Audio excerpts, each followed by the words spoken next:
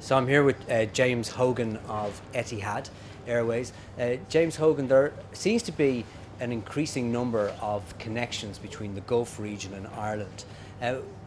Why has Ireland become a focus of investment for these countries in the Gulf? Well, for an airline, Ireland has always been an attractive market, but as you know, most of the traffic routes from Ireland were over Europe.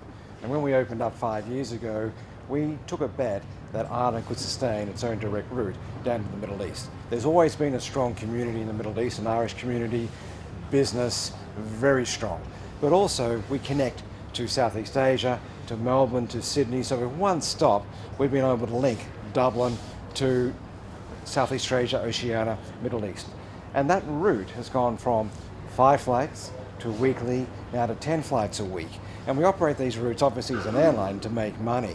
So it's been a very successful startup. We've been able to invest in Ireland. We employ people here locally. We've invested in the lounge at the airport. We employ people in engineering. I've in fact invested 16 million in the operation on the ground here since that startup period. And the result, the Irish community has certainly supported us. So for us, it's been a very successful relationship. Now, when I came here to the last family, I was very impressed with the focus of so many people being brought together. And that, quite frankly, gave me the confidence to go from 7 to 10 flights a week. And that was also a good decision at a time when people said, maybe it's a bit too tough to increase your capacity out of Ireland. In fact, it's been the opposite. It's a word for us. Now, a lot of people listening to us or watching this will know that there are a lot of Irish people who are in Australia, particularly, who use Etihad Airways, and you connect on to places like Australia. Indeed. But is the traffic coming both ways? Or, I mean, can you tell that from your knowledge of the business? Is there has your flights opened up that part of the world to further investment in Ireland? Yes, it has. What you see in the premium cabin is strong business traffic in both directions, and that's predominantly coming into the Middle East. So what you're seeing is strong investment by Irish companies, startup companies in the Gulf. You've also seen Middle Eastern families come here for education, for medical, and also investing in businesses.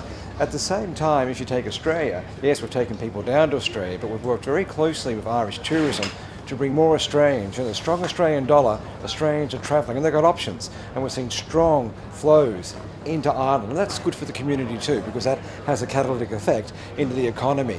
We also, over Abu Dhabi, operate into China, into the Indian subcontinent, so we actually open up a range of destinations that Irish business can take advantage of. We bring in cargo into Ireland, we export cargo, so it's a very strong economic relationship. Now, you were at Farmley in 2009. What of any of the initiatives taken then have you seen take effect in your business? Well, in my business, you know, we made the investment already in Ireland, went to Farmley. As I mentioned, I felt positive about what was being discussed.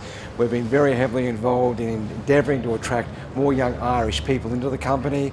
We employ a good number here. Yesterday we announced that we're happy to employ up to 100, 200 young Irish people in our operation in Abu Dhabi and cabin crew.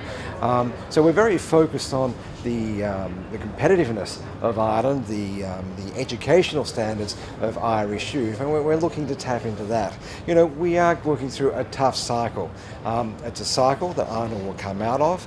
I get a sense with this event at Dublin Castle, it is the creation of an ongoing roadmap, and I've got no doubt that you know, you'll have to tough it out, but I can see Ireland coming through it. If you were to focus on one idea or one proposal which you think should be progressed at this summit, what would it be?